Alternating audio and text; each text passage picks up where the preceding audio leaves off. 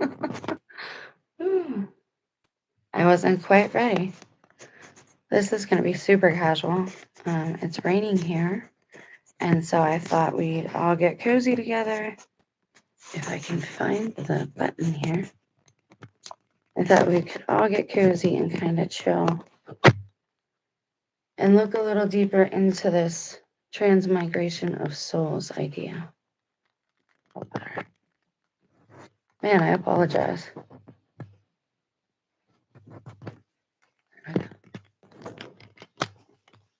Okay, sorry. Yay! All right, so I'm going to go ahead and fix the chat real quick. I'm going to place a link in the description box.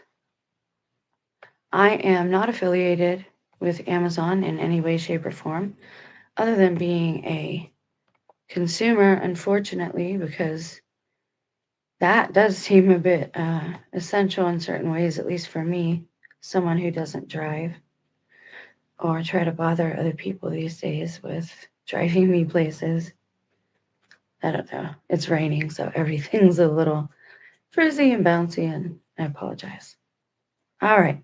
So we're going to look a little deeper into this concept, not because I believe it or accept or receive it into my personal, belief system or paradigm, but because we're looking for the source or sources for the condition of our current reality, why people and things seem to be operating in a way that defies physics in certain ways or defies what we've been taught or accustomed to. So without further ado, I'm going to pull up a screen to share with you real quick to go over the summary. I already went over my disclaimer, and the link is in the description box. I'm reading the summary from here because they always have a nice, meaty summary. Okay, The Transmigration of Souls is a book written by D. Alfred Bertholet and first published in 1909. So again, we're going back as far as we can to the source of these concepts. I had no name for this when I first was given signs of its existence. I just noticed that people were different, and a lot of others are starting to notice now as well. And so on this channel, we are examining the sources, possible sources, for why reality and even our loved ones seem to be so changed. So that's why we're exploring transmigration, not because I'm promoting the idea or concept or because I believe it. I need to know why certain things happened. I need some answers as a woman, female here on Earth, as a human being, but also as a mother. So it says the book explores the concept of transmigration of souls, which is the belief that the soul of a person can pass into another body after death. Bertholet examines this idea from various perspectives, including religious and philosophical, and draws on examples from different cultures and traditions. The book is divided into 3 parts. In the first part, Bertholet provides an overview of the concept of transmigration of souls and its history. He discusses the origin of the belief, its development in different cultures, and its relation to other religious and philosophical concepts. In the second part, Bertholet examines the evidence for transmigration of souls.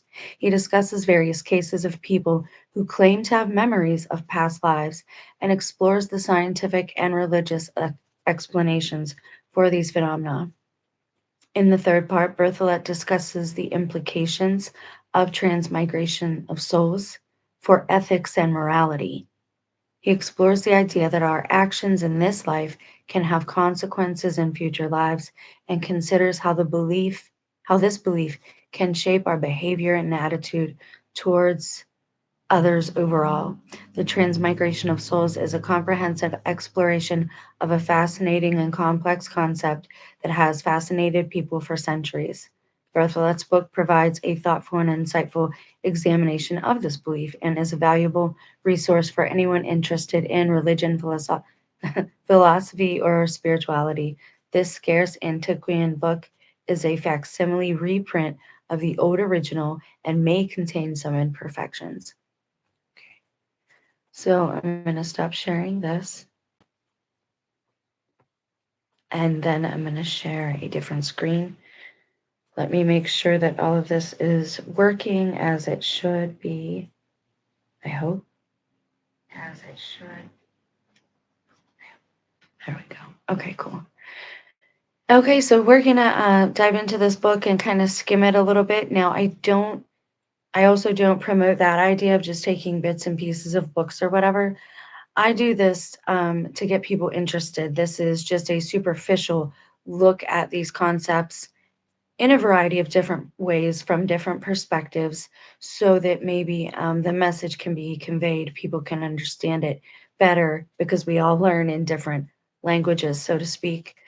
Um, so we're going to look at this book and the concept of transmigration. But again, I'm not promoting the concept or the book per se as of yet. I've not read any of it either. So we're just going to kind of cozy in and check it out. Go. Okay. Everything is working. I'll take you back to the cover. It's a boring cover. Amazon always gives the worst covers on the reprints of these older books. I don't know why that is, the fact. I don't know why it's that way. Oh, it's looking black. Let me see. Looks okay on my end. So let me, if I could check. Thank you guys for your patience. Okay, we're good. It's there. So yeah, they always give these boring covers. I don't know why. But we're going to check out what it has to say. Oh, good. I'm glad you can actually go through the pages. I might be able to look up a couple things then. And the other, on the phone app, it doesn't let you do that because it is a reprint of an old book. So it's very difficult to find the information you're looking for if the pages aren't marked. So this is The Transmigration of Souls by D. Alfred Bertholet. We explained what this is a little bit in yesterday's video. We've looked at the concept a couple of times. It's the best way that I can explain what I've seen in people, how I've recognized the spirit in people has been altered or changed. You can tell in, their mannerisms, the words they use, how they talk, how they smell, how they eat. It's just different than it used to be, right? And so, again, I'm not promoting the idea either. I don't think this is something for me. It's not something for Christians as far as like wanting to do this. I don't think. But Christ did hint at some different the wine in the new wine bottles sounds like a reference, or he's pointing to reincarnation in a way it could be perceived that way. And I know the new agers sell it in that way, but they also sell other verses in that way that aren't meant to be that way. So all right, so let's get started, and maybe you can just have a coffee and sit back, take a few minutes to listen with me and learn as we go together what this is all about. And I it's interesting that he included the Abrahamic religions here. So in the first page, should I zoom that? That's a little. Can I make it bigger just for this book?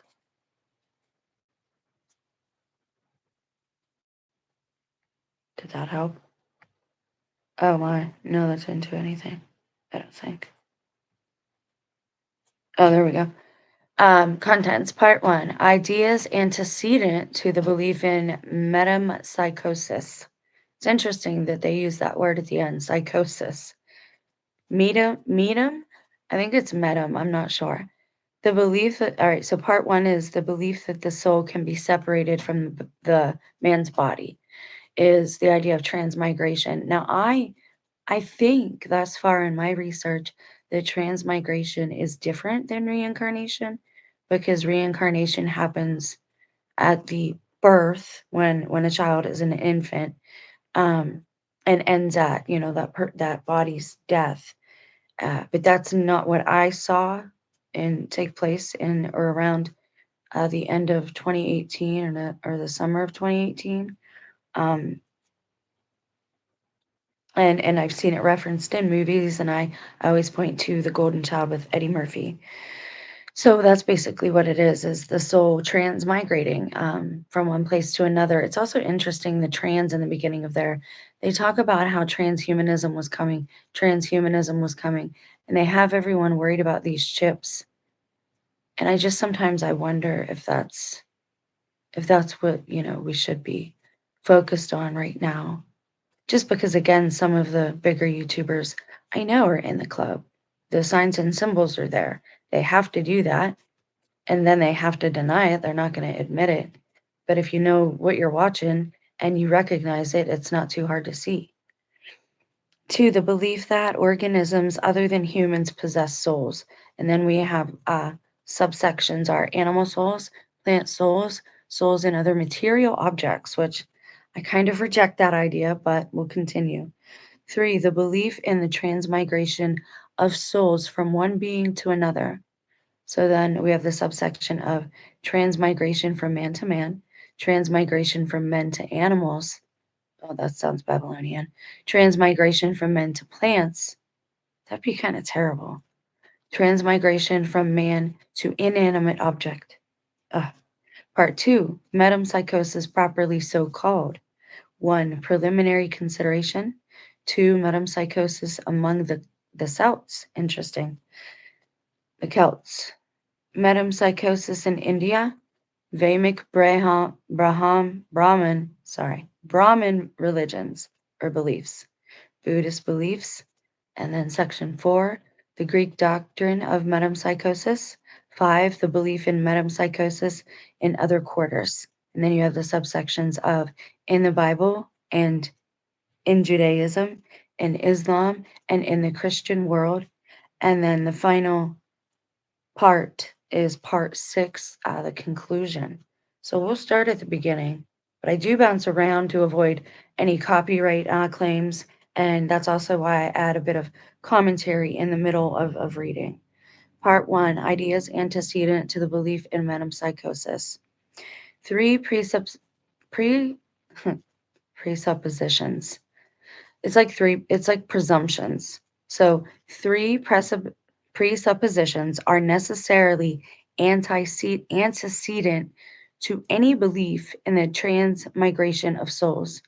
1, the belief that man has a soul which can be separated from his material body. So these are like the tenets. You have to believe these parts in order to have any belief in the transmigration of souls.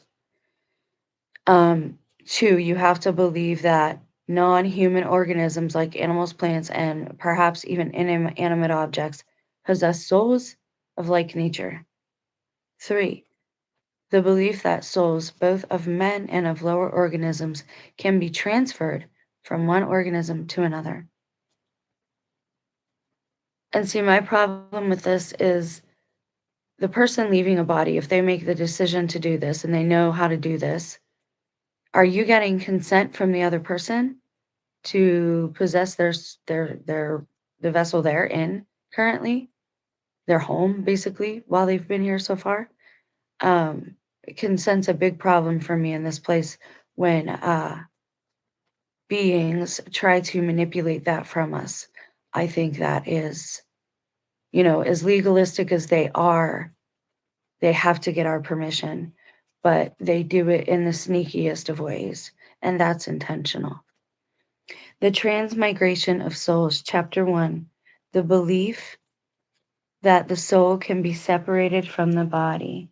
I just want to make sure that it's streaming. Okay, looks like it is. Let me take a drink real quick. Let us first consider the belief that man has a soul, which can be separated from his body, or to express the idea by a metaphor that the connection of the soul with the body is that of a guest with a house. It's kind of what I just said, in which he stays and lives, with the intention of leaving it after a certain lapse of time.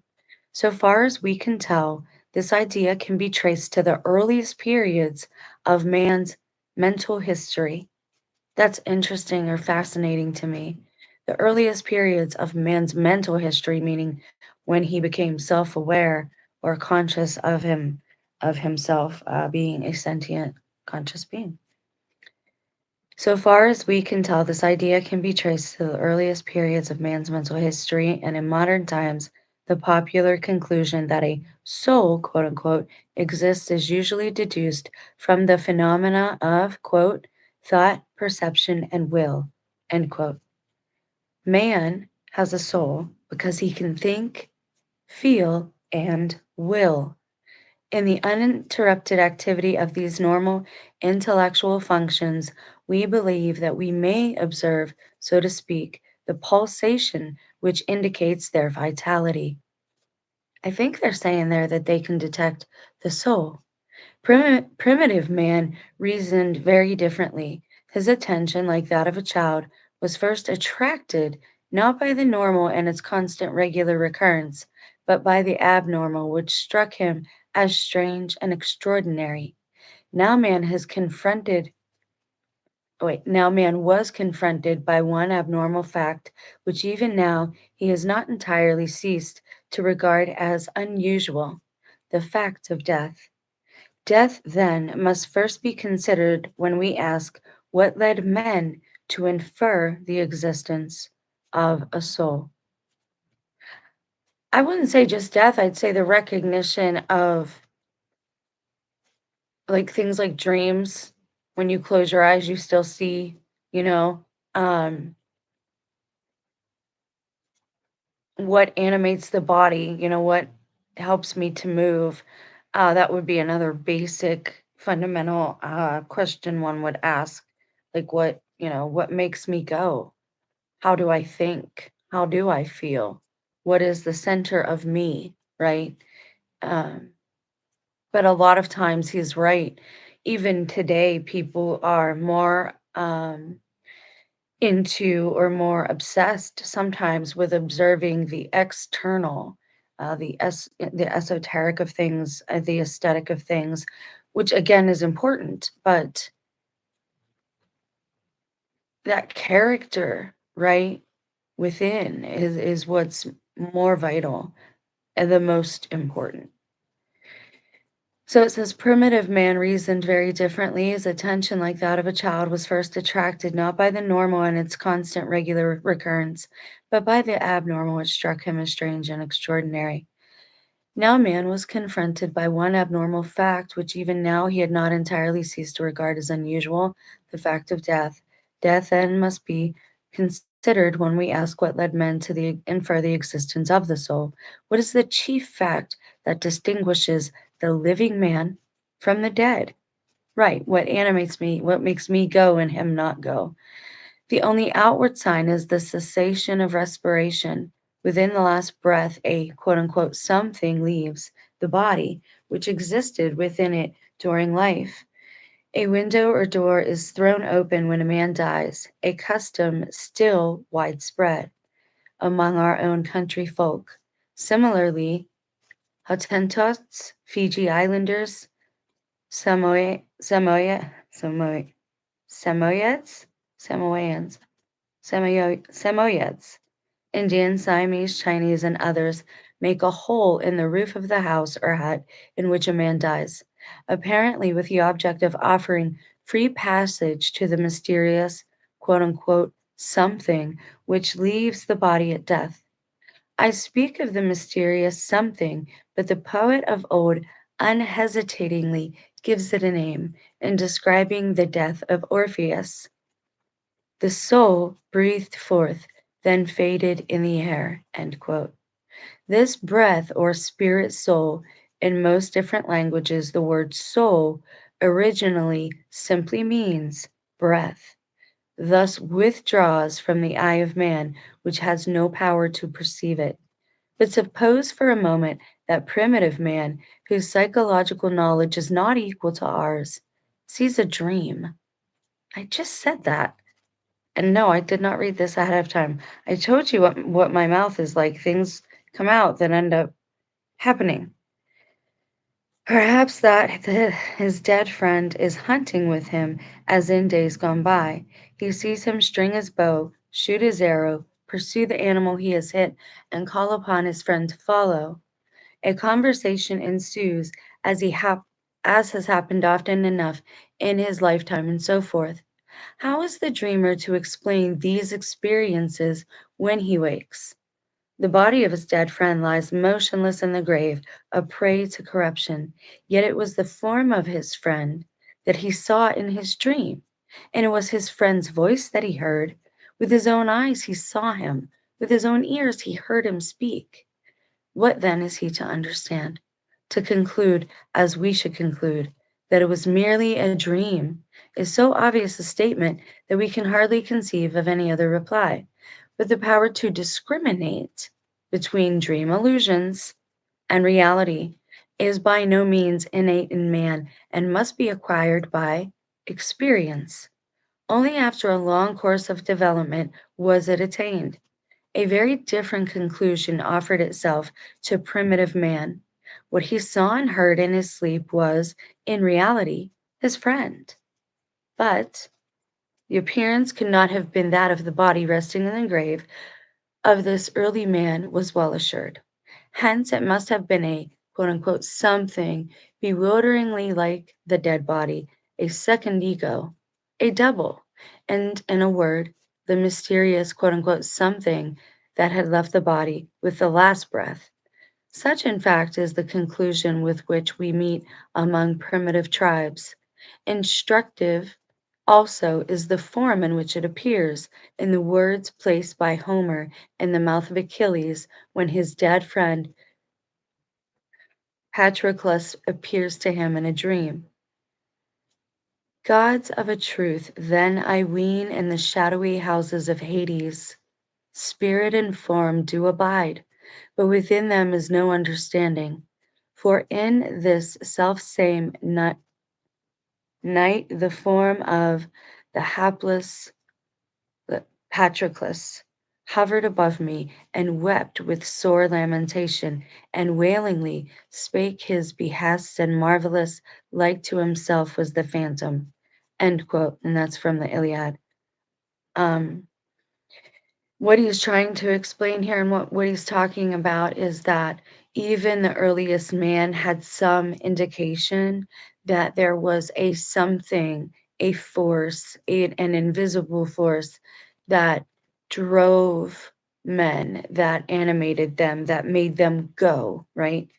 And he's explaining how they perceived that and what it looked like to them. I hope that makes sense. This belief in the existence of a soul that can be separated from the body is deeply rooted in the mind of man. The theory seemed to provide an explanation of all dream experiences. The dreamer, for instance, finds himself in a distant region which he had visited long before. His body is not moved from the couch on which he lies. It is therefore his soul which has left him to renew acquaintance with that distant spot. The soul returns with the impressions gained by its experience, and the dreamer awakes. Such theories have, in some instances, led primitive tribes, for example, the Malays, to believe that it is dangerous to wake a sleeping man. His soul might have left his body and might be unable to return immediately, in which case the body would be left quote unquote soulless. How interesting.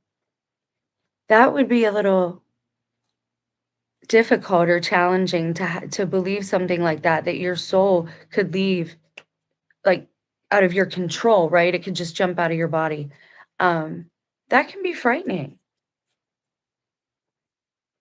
But I believe in part with this massive initiation that I talked about in my video upload yesterday, um, that we saw take place in 2019. Um, I believe that that's what they were trying to get to happen in some cases. Uh, and I wasn't the only one that said that. I have not found the channel again. I cannot remember the name of the channel, but it is a woman of color, very godly. and she reads scripture, and we had the same videos in like the same day, and there was no humanly way possible that she could have copied me or I could have copied her. And she just did this from her home, and you could tell it wasn't AI or anything like that. She didn't even use a filter on her camera. Um, and she said she called it musical chairs of the souls. And that's what it looked like to me, like everybody was just playing this game of hide and seek in these different shells. Um, or or it's either way, it's demonic, it seems to me, or it's the demonic influencing these people that strongly, they're still there, but being strongly influenced by these other forces. And so when these other forces possess the body, of course, they know what the host knew, right? So, yeah. Anyways, moving on. That could be used to torment you, is what I'm saying. Targeted individuals, spiritual warfare. Even Christ talked about how your enemies are of your own household. And unfortunately, I didn't think that would be the case with me, at least not to this extent. So, right. So here we go. Okay. So it's dangerous to wake the sleeper because the soul could leave the body, this one tribe believed. Oops. While in death, the separation is final, an idea expressed in the Quran. You spelled it with a K there, I thought it was a Q. They're given a wonderful religious significance. Quote, God takes to himself the souls of men at their death, and he takes also to himself the souls of those who do not die while they sleep. He keeps with him the souls of those whose death he has ordained, but the others he sends back for a season. Truly herein lie signs for thoughtful men to ponder. End quote. That's in the Surah 39, I believe. Other physical phenomena doubtless serve to confirm this primitive theory. The word ecstasy, for instance, is a standing outside of oneself, implies the exit of the soul from the body. So the word ecstasy, for instance, they're saying it means a standing outside of oneself, implies the exit of the soul from the body. Interesting. These few indications may serve to prove that the belief in the possibility of a separation between soul and body was both vivid and widely spread. This belief may be regarded as the first necessary condition antecedent to the belief in metempsychosis. Chapter 2, the belief that organisms other than humans possess souls. We stated that the second antecedent condition was the belief that beings or objects beyond the limits of human life possess souls of similar nature, but not the same nature. This is what I've been trying to explain about the animal kingdom. They're similar to us. They in Genesis, if you read it, and I don't again, there's certain Bible verses that you just never hear in sermons. Kind of weird, no? In Genesis, it tells us that God gives to the animals a spirit. So, moving on. The further we pursue the history of the past, the more general does this belief appear. See, so everybody just knew these things. And I'm sorry, but I think that they were wiser back then because if you look at these ancient texts, they're not writing like that anymore. People aren't having these philosophical, deep theological uh, discussions about what happens to your soul? Where does it go? Do you care where it goes? Is it go, but it's not physical, but can you still feel pain? Is there still suffering? People have these, well, most, normal people have these questions because they don't have answers to them, right? Now, do the secret society have answers? Do they know how to actually instigate this process and make it occur, promote it, propagate it into being? Okay. The further we pursue the history of the past, the more general does this belief appear, saying it was more widespread. Nor is it necessary to seek instances in remote antiquity. We need only observe how our own children personify everything around them with their own characteristics. A little girl sings her doll to sleep as she has herself been sung to sleep by her own mother. This is why you should be mindful of what you do in front of your children. We all copy the one who made us, all of us. It's just part of our nature. She asks the doll in the morning how it has slept, just as she may be asked by her mother. A child will beat the stick that has tripped it up for its naughtiness, which caused the fall and deserved punishment, even as the child's own shortcomings are punished. Mankind at large has entertained ideas no less infantile during the long course of its development, nor has it by any means everywhere emerged from the stage in which the individual regards the object about him as endowed with souls akin to his own. Animal souls. Animals are first regarded as possessing souls in modern histories of religious thought. The term totemism will occasionally be found. The term is used to signify the belief existing among Indian tribes and also elsewhere that man is related to a particular species of animal, or is even descended from it. The believer then takes the name of his totem animal as we take our family names, calls himself the bear, the beaver, the raven, etc., designs the animal upon his weapon as his symbol, his sigil. And men and women do this everywhere. We are symbolic by nature. That's not a bad thing. Um, Symbols in and of themselves, right? Designs the animal upon his weapons, just like our football teams have names and have mascots, right? Just like our kings, our royal families have their own coat of arms. My family has a coat of arms. Many people, have different traditional regalia like that. Again, it seems something intrinsic in our nature.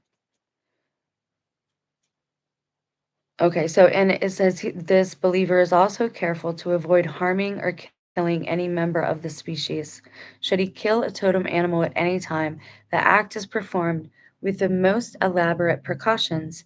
If, for instance, the Chippewa Indians kill a bear, they attempt to justify their action to the victim, put the pipe of peace in the animal's mouth, and solemnly beg the bear to forego his vengeance.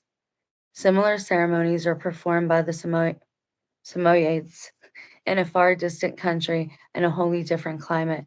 Such instances, which might be infinitely multiplied, prove that man regards animals as possessing souls of human character, and that their souls, like those of men, are thought to survive bodily death, and often as likely to become formidable enemies. Conversely, these souls may prove useful. The Arab of antiquity was buried with his camels. The German warrior's charger was slaughtered at his grave. Ugh. A noteworthy survival of this custom is the habit of leading a dead man's favorite horse in the procession on the occasion of a solemn funeral. In either case is the undoubted presence of a belief that the dead man could use the animals for riding in the next world. In short, as man's nature is twofold, and as the spiritual element survives on the death of the corporeal, so also is the nature of animals. Moreover, it must be remembered that to men in the earliest stages of civilization, the difference between man and animal is by no means so wide as we are accustomed to think. The reasons is not far to seek.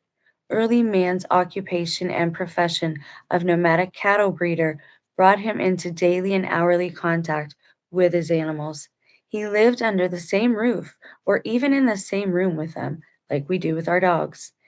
Ethos in Greek, was once a term which implied association in one dwelling. It is sufficiently significant that our modern word ethics seems to be derived from ethos as a comprehensive term for the first rules which govern the intercourse of man with the other inmates of his house. Oh, interesting. In any case, in simpler ages, man regarded his animals as no less members of society than his comrades and friends. The Indians talk to his horse, and the Arab to his camel. Even the cattle understand what is spoken in words. End quote, is a saying in the famous Indian collection of fairy tales, the Panchatantra. Nor did a less sophisticated age than ours find anything surprising in the idea that the animals could occasionally use human language. Interesting. We talked about that. Or at least a language immediately intelligible to man. Animals occasionally appear as announcing imminent danger or good fortune, for they have knowledge of much that man cannot even suspect. I know I saw a comment not too long ago that the CIA stood for Canine Intelligence Agency and that the FBI was Feline Bureau of Investigation. And they were saying how dogs and cats were the true FBI and CIA and how they were the spies. It's so funny. Anyways, continuing. We usually relegate animal language to the region of fables and fairy tales. For instance, in the tale of the Sleeping Beauty, a frog jumps out of the water, speaks to the queen who is longing for a child, and promises that her wish shall be fulfilled. Similar examples might be quoted without end. But we must remember that as the vein of gold dreams in the heart of the rock, so the features characteristic of these stories are but fragments from the infinite storehouse of popular beliefs. As a matter of fact, the close connection and intercourse between men and animals has not been without effect upon the latter. The more man associates with them, the nearer do they approach him on the intellectual side. We may realize the fact by comparing the dog in European civilization with the dog in the East, where he is avoided as an unclean animal.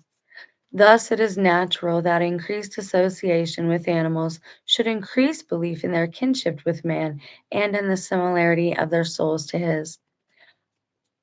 Hold, please. I would also imagine that being close to your animals, you would get to see and learn uh, their behaviors, and you would see that they each have their own personality, which is very human like. This is why we make cartoons and attribute them, or drawings and attribute to them human characteristics and human nature, sometimes having them do human functions like driving a car.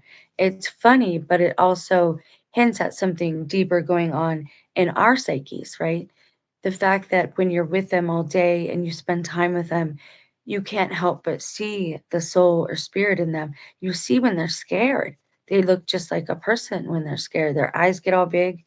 And so it's important, and I only know that from watching the slaughterhouse videos. I don't intentionally scare my animals or anything like that. Well, I used to I'll play gotcha with Sammy every now and again. He'll be running up the hall with his ball, and I'll jump out and startle him, but that's as far as that goes. Okay, so moving on. This ancient idea finds wonderfully poetic and yet most realistic expression in Ibsen's Sea Woman, when Wangel asks his wife on what subject she has been continually talking with that strange man. She replies, "We spoke chiefly of the sea, of storm and calm, of dark nights upon the sea. We also spoke of the sea on bright sunlit days. But for the most part, we spoke of the whales and dolphins." We've talked about this. "And of the seals, which usually lie quiet out there upon the rocks in the heat of the day. And then, we spoke of gulls and eagles and other seabirds. And I tell you, is it not strange? When we spoke of these things, it seemed to me as if all of them, sea animals and sea birds, were related to him. And you also?" asked Wangel, and his wife replies, "Yes, it seems as if I also was kin to them all." Hebel has expressed a similar belief with no less art in his some book in the words he gives to the serpent. So this is a quote of the serpent in Hubble's book. On him that is outcast and scorned of men, denied by his own brethren and betrayed, do thou bestow protection and recall kinship as ancient as the world itself. Something of this ancient kinship, together with other primitive features, has been transferred, as is well known, to the millennium by Israelitish prophecy in such passages as Hosea and elsewhere. I'll have to read Hosea again and look for that. How long have we been going? Let me check real quick. I'm about to fall off this chair. 34 minutes, not bad. I'm going to stop at an hour. I don't want this to be too long. Sometimes I get a little carried away. I know that. And that's because I don't edit either, but I am thinking of doing things like that, but I need to have a purpose. If nobody's watching as it is and interested in the content, it doesn't matter how much I dress it up. You know what I'm saying? So, Plant Souls. Do we want to read that? Can we skip over Plant Souls? Is anyone going to be very angry if I do that? Because if anyone's watching, I don't want to read about Plant Souls right now. There we go. Okay, chapter 3, the belief in the transmigration of souls from one being to another, transmigration of man from man. We now proceed to consider the third antecedent idea, the idea that the soul of one being may be transferred to another being, and thus we are brought face to face with the subject of our inquiry. Evidence for the existence of this belief may be found, for instance, in the well-known Roman custom which obliged the nearest relation to bend over the face of a dying man in order to catch his last breath, in other words, his soul. My mom used to say that about cats. They'll catch the baby's breath, they'll catch the soul of the baby. Don't put cats near babies. Don't have cats when you have babies. And she even warned me as a child, saying that don't get too close, this, that, and the other. And I ended up like deathly allergic to them. But I've had a couple cats and they were real nice to me. Um, but the one got really funky when I was pregnant and he ended up taking off and being a street cat and having a family actually. So yeah, anyways. I saw that recently somewhere else and I can't recall where I saw it and they were saying catch his breath. Where was that? Interesting. A similar custom is said to have existed among a tribe in Florida. If a woman died in childbirth, the child was held over her face so that it might breathe in the soul of the woman. Hold real quick, just so you know as well. I have a Rosicrucian book that talks about this as well. Hold on, let me go back real quick. They don't believe, how do I put this? They don't believe that a baby, that an infant has a soul yet. They believe that it has to receive a soul, right? And that that's either somebody choosing to go into that child or God, giving it a new soul. Um, I don't know the tenet very well or the doctrine very well. I just have the book to, again, cross reference different belief systems and see what they all have in common. But it's interesting that it's in there. Among the same tribe, pregnant women were accustomed to go and meet funeral processions in the hope of receiving within themselves the soul of the deceased. We read about that yesterday. So we're going to skip over a little bit of that. Okay, so we know what they're doing. The belief that the soul of a dead man reappears in a child is widespread. It is possible that some trace of it existed even among the ancient Babylonians. It absolutely did. Are you kidding me? That's why you're seeing this resurgence of things that were older.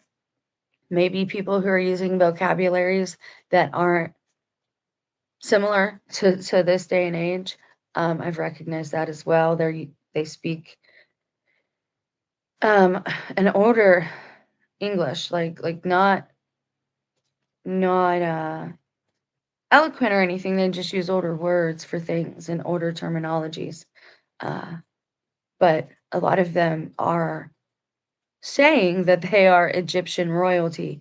And you see these rituals that the entertainers do. Beyonce's, a lot of hers are Babylonian. Katy Perry, a lot of her uh, videos and her art is Babylonian as well. So that's a big belief in their system, and they passed it. I believe it went from them to the Greeks and Romans, I think. But then other people are saying it originated in Greece. So again, you have this back and forth. Everybody trying to claim they did this first, they did that first, and it's just that part is hard to say. We just don't know. Okay, sorry. On this belief, the Tibetans certainly based the principle of succession to the supreme spiritual dignity. On the death of the Dalai Lama, a child born 9 months afterward is chosen as his successor and is naturally regarded as a child of the same spirit as the deceased.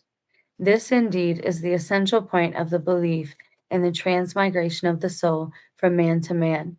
The belief explains the reason for an intellectual or physical likeness between two men, and in particular, the reason for family likenesses.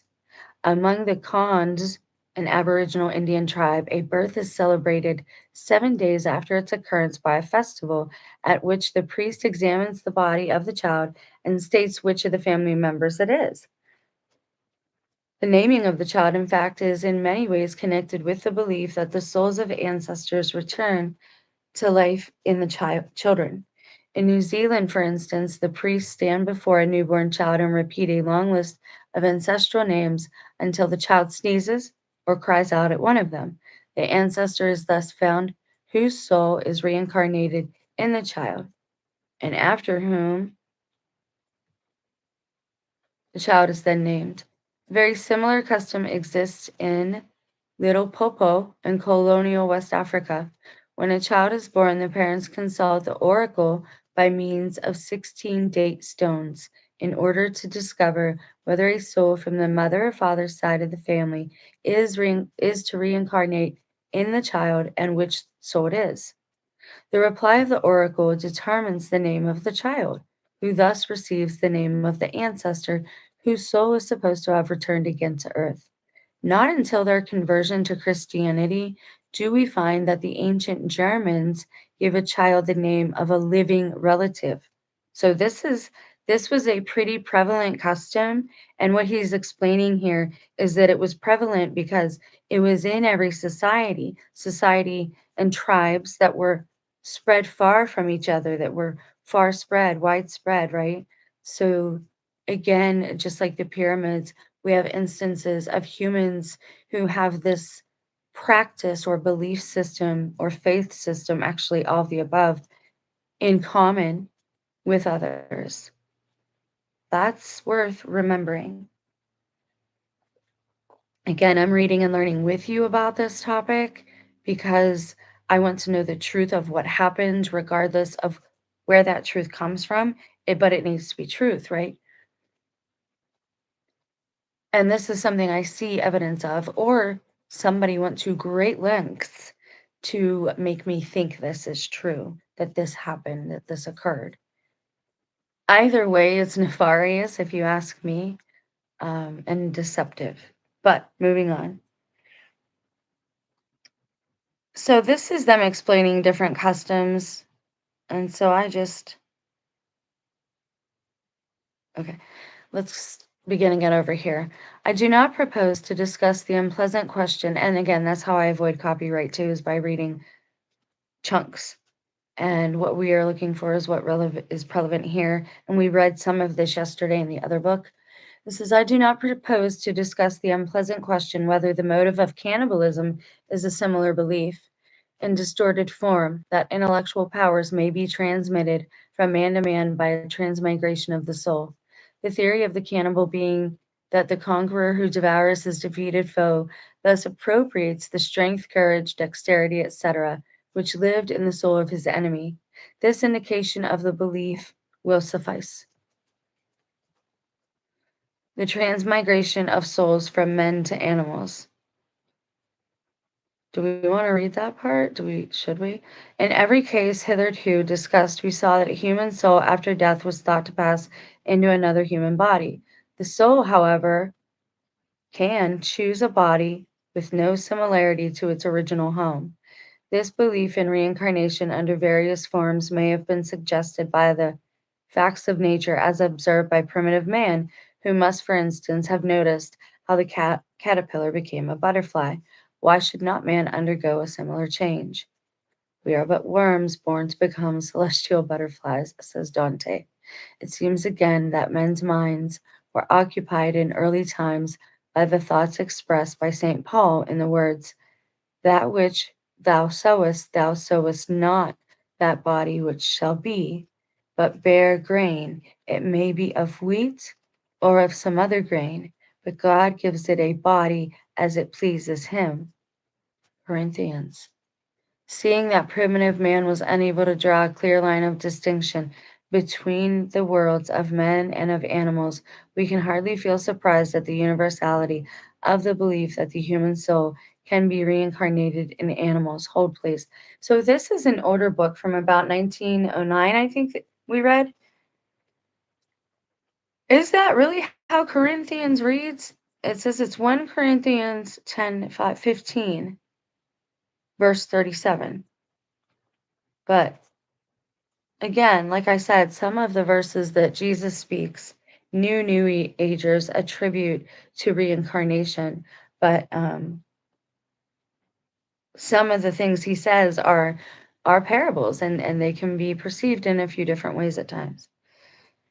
It says the instances are legion, so we're going to move through that because we don't really want to know how men go to animal souls or plants. I'm sorry, but we're not going to. Or inanimate objects because that's not, again, we're reading what's relevant into our current situation and how people in reality changed, so we're only reading the parts that are relevant to that. But I think I got the book included with my Kindle Unlimited, so there is that, and the link is in the description, and it's now in the pinned comments. Part 2, metempsychosis, properly so called, whatever that means. Chapter 1, Preliminary Considerations. Let's see what time it is. I'll read another little bit and then probably end this part of the video. Preliminary considerations. So far as we know, there are but 3 peoples who may be considered as typically representative of the belief in metempsychosis in the proper sense of the term. So he's saying there's only 3 people or 3 groups that understand it properly, and we should look to for proper teachings of the belief system. In the proper sense of the term, the Indians, the Greeks, and the Celts.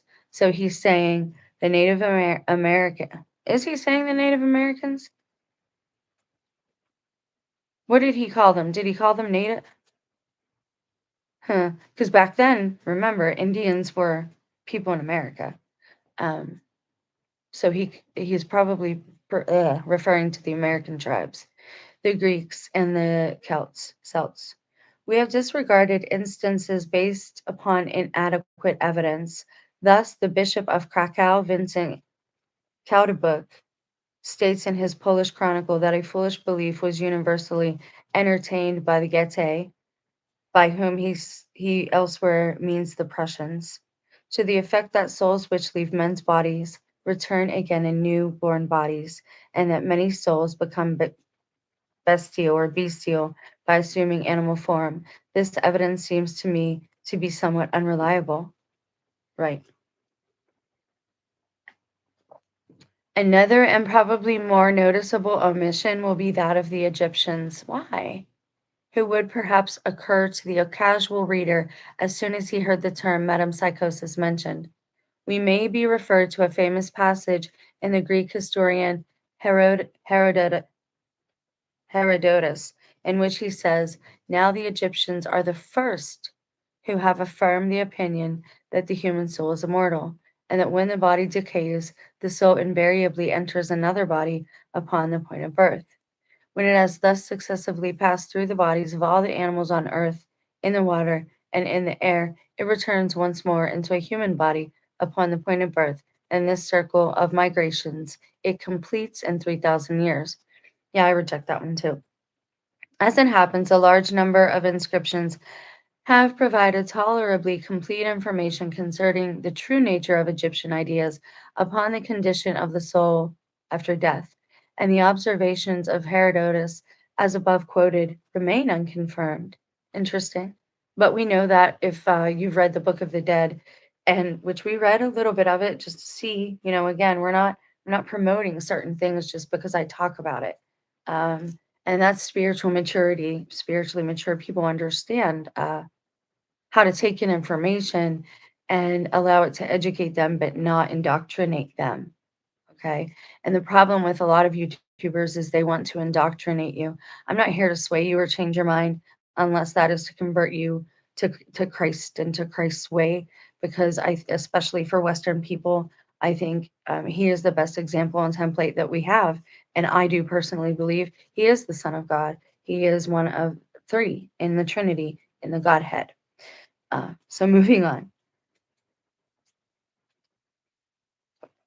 As it happens, a large number of inscriptions have provoked. It is true that in certain chapters of the so called Book of the Dead, the soul is credited with the capacity of transforming itself upon occasion into other beings, and of taking the form of a golden sparrow hawk, of a lily, of a sacred ram, of a crocodile, etc. But in these cases, it must be carefully remembered that the transformation is not due to any natural law to which the soul concerned is subjected. Exactly. The human soul is different than the animal soul. So that's why I'm not even going over that section. Although I did go over the fact that they believe in that, I wasn't going to go over the section devoted to that, talking about that. Um, because again, that's not an idea I want to promote. And I don't think it's not even a good concept to consider because our spirits are different, right? And we are given some hint that even spirit has either a male or female aspect to it throughout the Bible. So let's continue. But in these cases, it must be carefully remembered that the transformation is not due to any natural law that the human soul is subjected to, but is rather represented as a special privilege which may be conceded at times to the souls of skillful magicians. Well, again, I've seen things, nor does the statement imply more than an attempt to secure greater sanctity for the dwellers in the next world by providing them with unusual powers of self-transformation. On the other hand, the doctrine of metempsychosis in its strict form invariably regards reincarnation as the inevitable destiny of the human soul. Liberation from this necessity is the great ideal and hope of the soul, and is considered to be at most the more or less remote goal of a toilsome course of self redemption. The succession of these reincarnations is determined by existing theories upon moral retribution or religious and ethical purification. Kind of like what am I talking like purgatory, but here on earth, right? So much will be apparent when we consider the beliefs of the Indians and Greeks, among whom metempsychosis assumed its classical or original form. Chapter 2. Metempsychosis among the Celts. Our knowledge of Celtic religion in general is extremely vague, and of Celtic ideas upon metempsychosis we know very little. Cesar, however, in his De Bello Gallico, tells us that the Druids, the Celtic priests, believed that the soul did not die, but passed from one individual to another. They regarded this belief as a great stimulus to morality of life and felt no fear of death. Hold, please. I see the idea being thrown around that because people of Abrahamic religions like Christianity that believe in life after death, so they believe they can treat people like crap here. That's not true. We believe in life after death. That is why we believe you should be good to each other. Okay?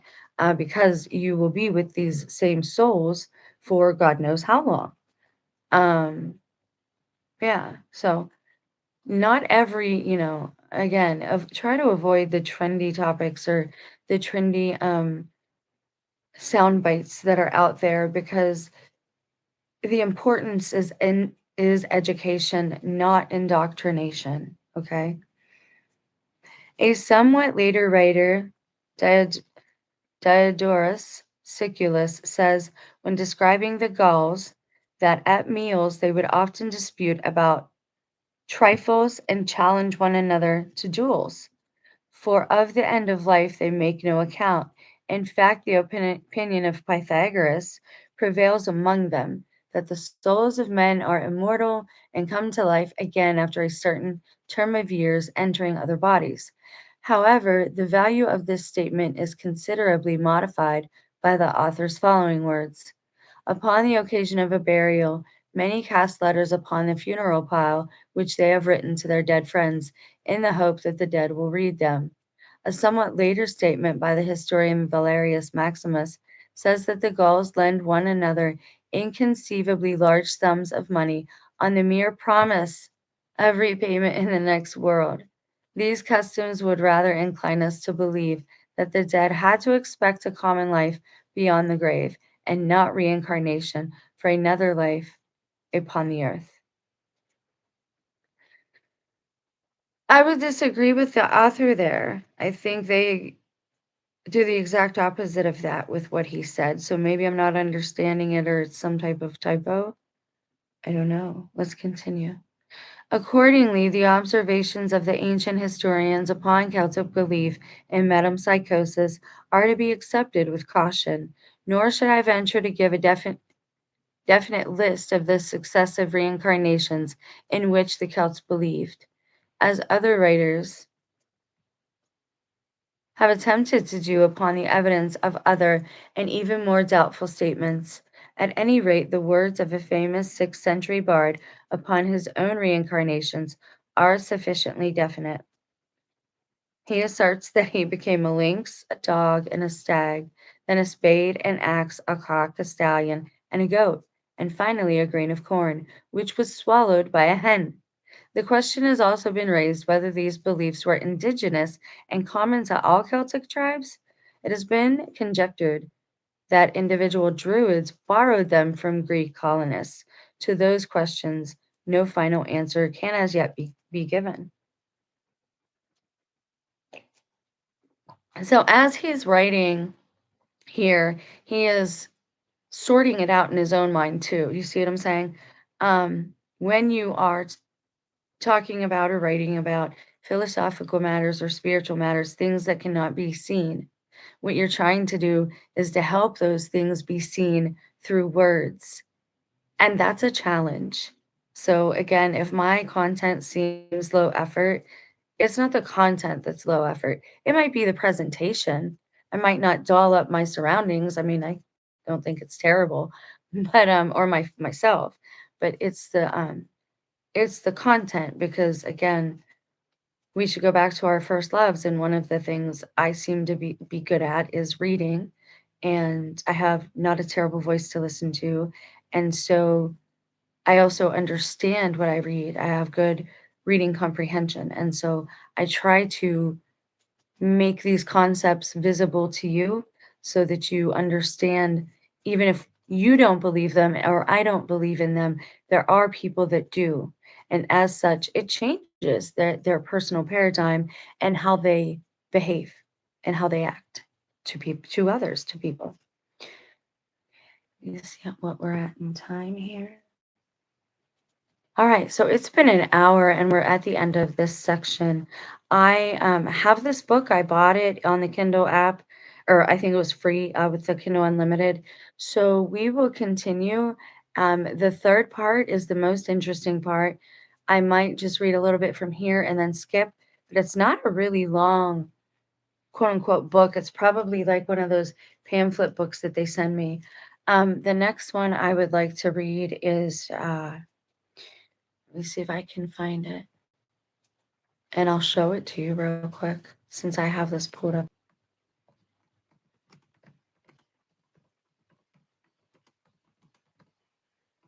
Thank you for your patience.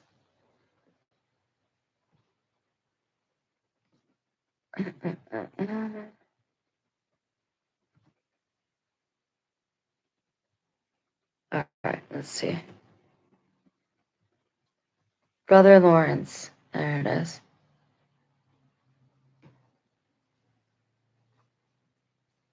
(2025). This copy is from the 80s, 1944.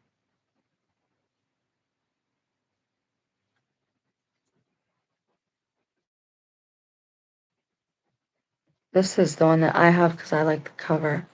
So I'll show it to you real quick. I would like to read some of this on the channel.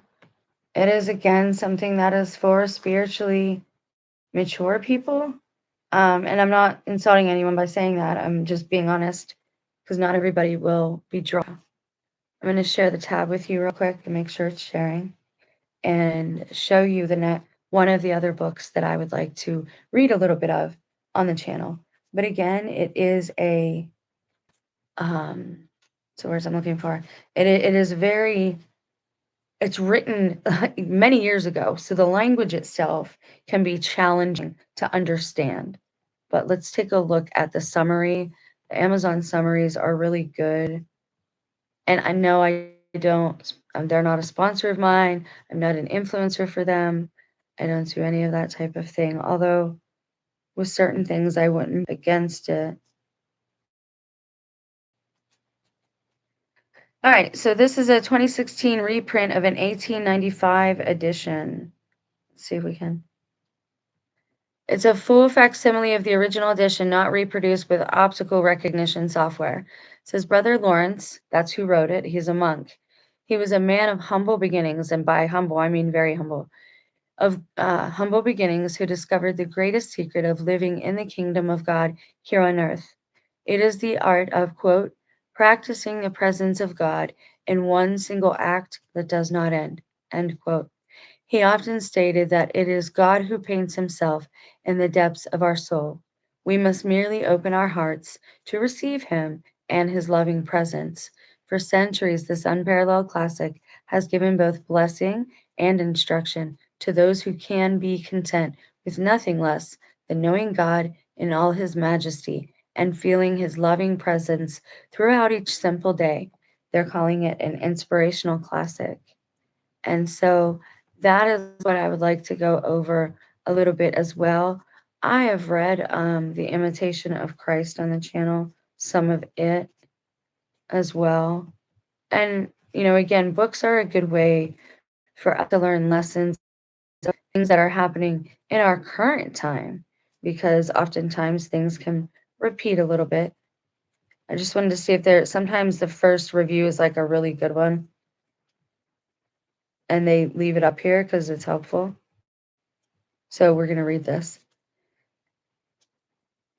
It says, practice makes perfect. Now, this is a review for Practicing the Presence of God, another book that I'd like to go over. And after this video will be ended. And I will get back to like current events and things like that. But I think what's most important right now is that we understand how to maintain our self-control, our composure, not to be baited, or be called out of our name, and act a fool and show our behinds, as the phrase goes. So, moving on. This whole book, the Holy Bible, in its true translation, is the most important book to read, learn from, for always the witness of God is greater. It is the true, eternal, living words of God for life evermore. Inerrant and immutable, it will always be the greater testimony. However, this book is, if the witness of man be good, remains the helpful words of man that have endured in practicing the presence of God. It acknowledges the righteous, gracious Heavenly Father we have in Christ Jesus, his Son, the Lamb of God, that takes away the sin of the world, and most vitally, that Jesus Christ wants, seeks, and delights in a close personal relationship with every believer. The author reminds us to always and continually magnify and praise the Lord Christ Jesus in every situation and work we are involved in, perpetually giving thanks and praise, glory, and honor to our Lord and Savior from the moment we open our eyes in the morning and until we close them at night. Magnify and rejoice in the Lord God. So, I want to tell you that I've read some of it, and while it is challenging and it can be a hard read, It is rather a blessing because uh, I am putting into practice what he has talked about, and it's very simple. It is just he was a monk, and so he was in a cloistered monk, and he was responsible for like the lowest duties of his household. And as he's mopping and as he's just going through these menial tasks daily, like I do, like some of you do, like stay at home mom and dads do, he's talking about how to make that a glorification for God, to do your best work at all times, to never stop being that way. That way, number one, more people around you will see Christ through you because many people don't want to read, especially today. Um, and it brings a kind of peace to the person who's doing it as well. I can't express that enough to you how at peace practicing the presence of God, uh, how at peace it makes you feel, the peace that it brings into your soul. I hope I hope maybe that's a little better of a way to explain it. Um, but by putting into action what he seems to be teaching, I have tried to do the same in laundry and mopping. There are still times that I get upset, but I pray, a lot. Sometimes for my family if I'm doing their laundry.